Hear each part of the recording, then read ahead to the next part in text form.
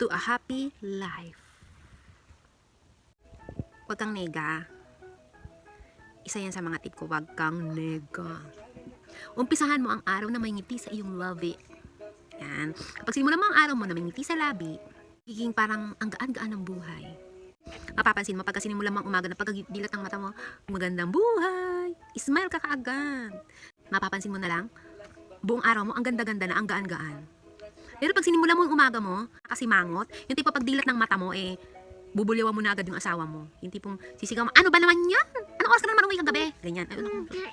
Anong oras ka na naman umuwi kagabi?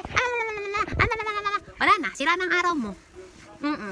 Buong araw ka ng muryot. Kaya ako sa dus mga nagsasabi na bakit parang daw ang gaan-gaan ng buhay ko. Hindi naman magaan ang buhay ko, mahirap din. Pero kailangan mo lang tumingin sa mas magandang side ng buhay mo. Hirap na nga ang buhay mo Hirap na nga ang buhay mo, tapos lagi ka pa nakasimangot. Kaya dapat, tip ko, para sa mas masarang buhay, simulan ang umaga ng may ngiti sa iyong labi.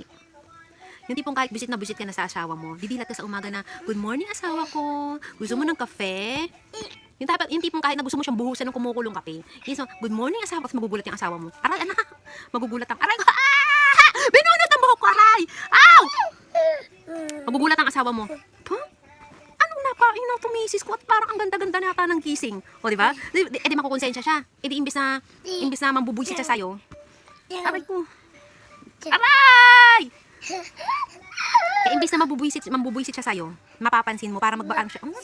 Hindi ko nga sasabayan ng kabusitan tong asawa ko. Biglang gaganda. Ayusin niya. Hindi siya magbibigay ng sakit ng ulo sa'yo. Aray. Hindi ko masabi mga sasabihin ko kasi ang gulo nito Hindi. Eto, tip ko palagi yan. Pagkadilat ko ng mata, ito, pansin ko yan Kapag ako nagsimula, dumilat ang mata ko sa umaga, na mainit ang ulo ko, buong araw na yan, mainit talaga. Casualty ang asawa ko. Kaya lagi kaming aaway. Pagka nagsimula na ng umaga na mainit ang ulo ko, buong maghapon na yan kami, parang mainit ang dugo namin sa isa't isa. Kaya, tip ko yan sa inyo mga inays. Simulan ang umaga ng may ngiti sa iyong labi, na kahit gusto mong sabunutan ng asawa mo dahil galing na naman sa inuman at madaling araw na naman umuwi, simula mo, hello, good morning asawa ko. Para hindi buisit ang buhay, dapat magaan. Again, simula ng umaga ng may ngiti sa iyong labi. Sigurado ako sa'yo. Sigurado ako, ipapromise ko sa'yo, buong araw mo, magaan. Huwag kang lagi nakamuryot, nakakapangit. Good ko, diba? Tsaka-tsaka ko na nga, tapos magsisimangot pa ako. Di lagi ang pangit-pangit ko na. Kaya dapat lagi smile. Kapag naka-smile ka, nagiging positive, nare-reflect yan. Kasi mararamdaman ng mga anak mo yan kapag lagi ka nakasimangot. Pag lagi kang galit, yung mga anak mo, mararamdaman nila yan, ipapasa mo yung bad vibes. Kaya yung mga anak ko, makukulit lang yan, malilikot. Pero happy babies yan. Kasi natutuwa ako doon sa mga nag-message sa akin. Sinasabi na, bakit parang ang saya-saya mo, parang ang happy-happy mo kahit tapat lang anak mo. Yan ang gusto nyong gawin ko. Hirap na nga ako sa pag-alaga ng mga anak ko, tapos magsisimangot pa ako, mag-iinarte pa ako, di ba? Kaya kahit mahirap, smile lang, happy lang. Huwag kang titingin sa kaliwa na kung saan puro bako-bako ang kalsada. Tumingin ka dun sa kanan na may mga flowers, may over the rainbows, ganyan. Huwag mong titingnan yung pangit sa buhay, tingnan mo yung magaganda. Bilangin mo yung mga magagandang nangyayari sa buhay mo para maging positive ka sa ang paningin mo, ang pananaw mo.